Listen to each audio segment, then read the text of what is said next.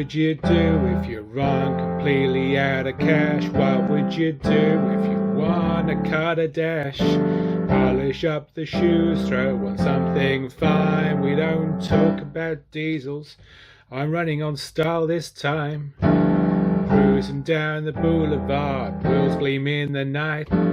Beige leather interior, looking chic alright.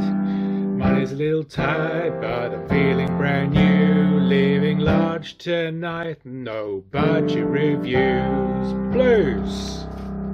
What do you mean I'm not getting paid for this?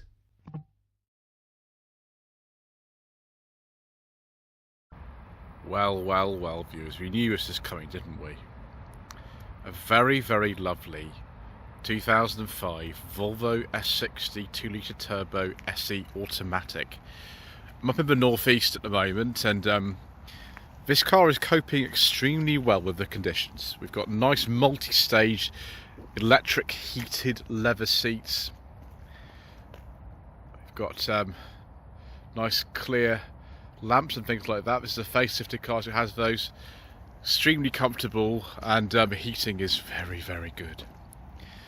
So the S60 was introduced in the year 2000. This Mark 1 lasted until 2009. Very heavily based on the same platform as the S80 we've had before, and the V70 P2 we had before, and also the XC90 we've also had on the channel. So this isn't the first one we've had. We had a 2004 model, pre-facelift one before. I think was also an SE, and also with this 2-litre turbo 5-cylinder white block engine and the automatic gearbox. It's owned by Simon, who's from the 5-pot 4-pot YouTube channel, and it was displayed at Rustival. In fact, both Rustival events, as you can see just here. So it looks gleaming with this paint. This car's did 149,000 miles, and you wouldn't know it at all. Don't really rust either. Don't really rust at all. That's one of these things about the P2 platform. You know, you get other problems with them. They're not perfect cars or anything. Maybe I'm biased because I'm in the Volvo Owners Club, but they're resistant to rust. Volvo really knew in the 2000s how to make these cars survive the harshest Scandinavian winters. So we'll have a look in the boot. There we go. Rather like my S40. Sort of cantilevers like that over. It's actually quite a big boot. It's about 400 litres of space in here. Not the widest opening. My S40 is very similar to this. But you can sort of open that up. We might have to fiddle around with the boot to look at the spare wheel, but we will do that. There's the releases for the backrest, which is handy because if you're reaching in there, it's going to be a pain. Not much else going on. Let's see if we can open this up. Just hold on a second, viewers. And there's the display there from Rustival. There we go. Yeah, 2,000 miles. So it's £2,000 and bought in 2020. There's the battery in there. There's the spare. I'll have to do those catch up in a second, but there we go. Fantastic. If you wanted more space in this, you could just buy the V70. The V70 is quite a spacious car, but this is the sort of smaller saloon variant. Obviously the S80 is the large saloon variant, but very nice. I even like the look of the exhaust bit. The earlier ones have these black plastic bits on the bumper, and I think it looks so much better with these chrome bits, but that's just my opinion. Anyway, let's take a look inside. Right, viewers, I prefer a beige leather interior personally, but this will do. There's only one problem, that the rear space is not very generous. You can see why V70s were a lot more popular than this. Let's see if we can get in without falling over. Oh gosh. Oh dear. Oh dear me. Whoops. There's less space in here than an S40, which is a smaller car. I've always wondered why Volvo marketed both this and the S40 at the same time. The Mark 1 was actually bigger than this inside, in the rear. The Mark 2 not so much, but it's a bit disappointing really, viewers. Everything else is looking so good. We've got, you know, nice armrest in here. We've got curtain airbags and, you know, nice quality leather, and the headroom's all right. But yeah, You have to find a very, very generous passenger who'd be able to move that seat forward for you. But I'm marginally disappointed by that, viewers. Maybe I shouldn't be, because I've done one of these before, but never mind. Ooh, we got courtesy lights. Excellent. Headlining is good. 12-volt socket, just here. Oh gosh, does it actually stay up? That's not very good, viewers, is it? Is that an ashtray in here, or is it just a nothing? It's a nothing. Or is it this one? No. What is a bit disappointing, isn't it, viewers? Never mind. Got lumbar support there. It is very nice in here. It feels ever so nice. The dashboard's very familiar to anyone who's ever driven one of the other P2 platform cars, S80 or V70. Some elements of the XC90, it's a little bit different. Yeah, like a lot of people who have automatic cars, Simon's not put the handbrake on. I don't do that either. You don't really need to in an automatic car most of the time, use the handbrake, but obviously make sure it's working once you're further MOT. Yeah, it's very luxurious, it's just not very spacious. Let's have a look in the front, maybe, that might be a bit better. Okay. Right. Oh, it's better. Much better. We've got all the familiar Volvo accoutrements. We've got these familiar looking window switches and familiar looking mirror switch and headlight control switch, and you know, this panel here and a cup holder. Ooh, it's not bad, is it, viewers? It's not quite sort of Mercedes-Benz cup holder, but it's not far off. Got cruise control and multi-stage heated seats and climate control, and it's got electric mirror. It's actually folding mirrors for you. We'll have to test that out in a moment. Very nice clear instruments, of course. These typical Volvo stalks of the era. It's just very, very nice in here. It's very, very nice indeed. Yeah, seats are very, very, very comfortable. Simon regularly does very long trips in this car, sort of 4 hours or something like that, and it's an ideal car for that, really, with cruise control and electric seat adjustment and everything like that. And you know, if it gets cold like it's today, we can put the gearbox into winter mode, put on a moderate heated seat, it'll be no problem whatsoever. What have we got in here? More cup holders. We have even more storage in here too. Yes, look at this. You've got multiple cups, so 3 cup holders. We've got a little cubby hole in there. We've got nice door bins.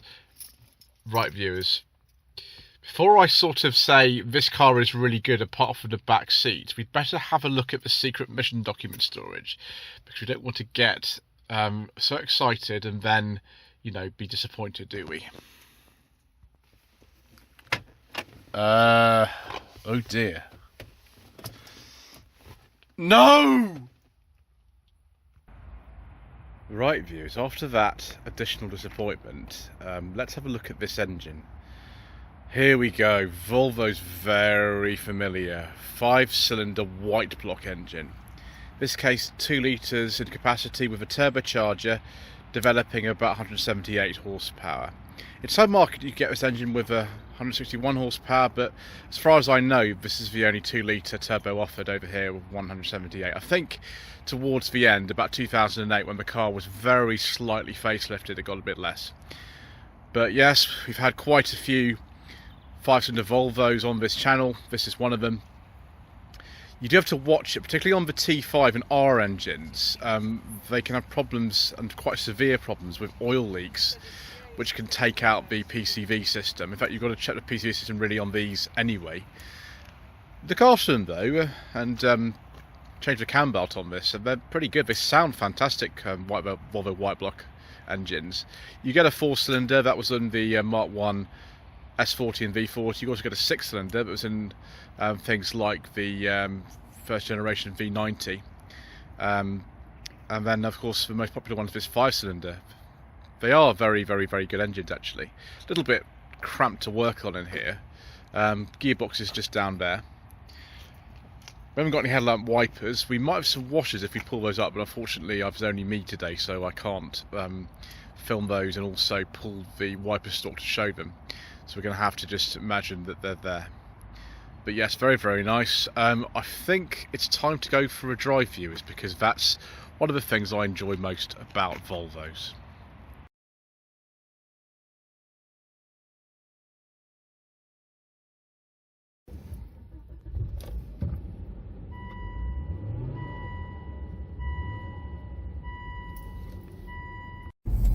So viewers, off we go.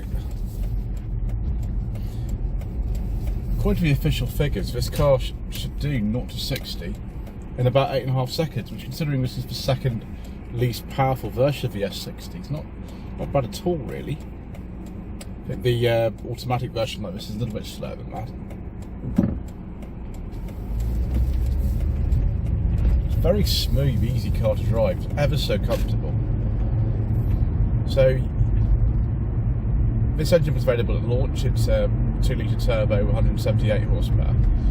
Below that, you actually get an engine that was either LPG or CNG. Some bi-fuel models, 2.4 with 138 horsepower. Above that, though, we get into some more interesting engines. From 2000 to 2003, there was a 2.4 turbo, 197 horsepower.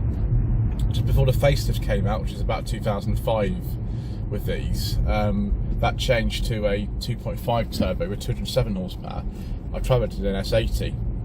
And then we get into the really, really tasty stuff. So first of all, there's the 2.3 T5, which again, about the same era as the 2.4 turbo, till about 2004. That had 247 horsepower. Then the 2.4 T5, which replaced it, that had 256 horsepower. And then the crazy R model had 296 horsepower and 4-wheel drive, which I don't think really maybe the chassis would be too good on those, but some people like them. You could also get all-wheel drive on the 2.4 and 2.5 turbo models. There are also some diesels available, but as usual, due to controversial government legislation and all kinds of other reasons, we don't talk about diesels on this channel.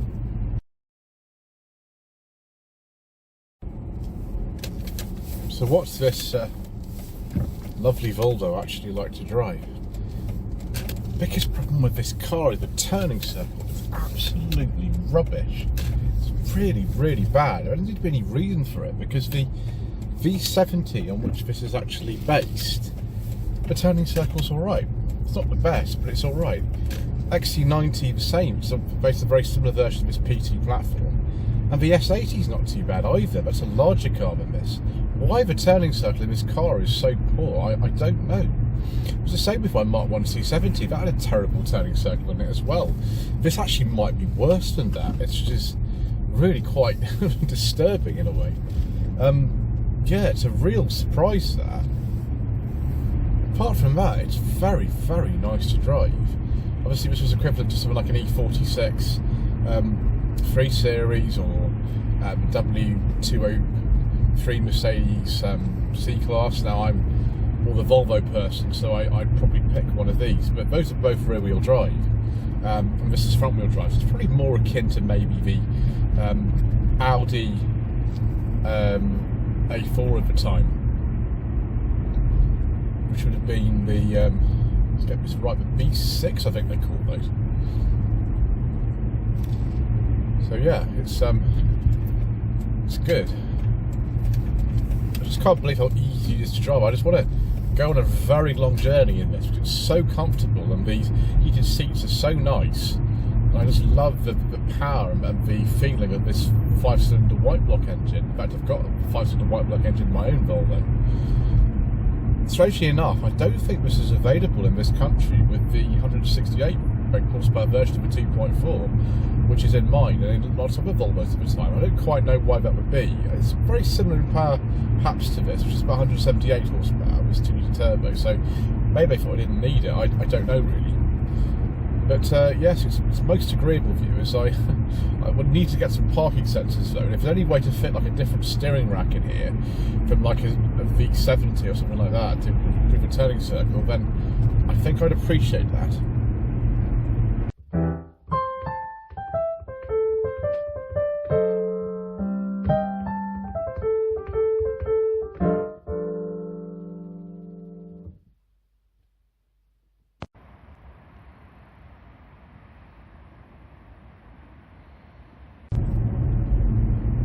So viewers, should you consider a Volvo S60 Mark 1 with your hard-earned budget up to £1,000? Well, if you can find one of these for £1,000, with they are out there, I think, that would not be a bad idea. I'm very, very keen on these, but you know, I'm not an unbiased person when it comes to Volvo, so possibly I'm not the best person to give an independent opinion. But yes, very nice, very smooth, terrible turning circle. And that's really the sort of biggest problem with them. The other thing is, if things go wrong, they can go spectacularly wrong.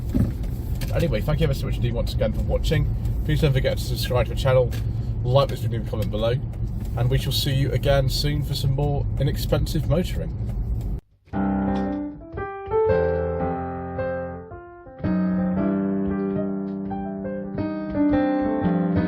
What would you do if you run completely out of cash? What would you do if you want to cut a dash? Polish up the shoes, throw on something fine. We don't talk about diesels, I'm running on style this time.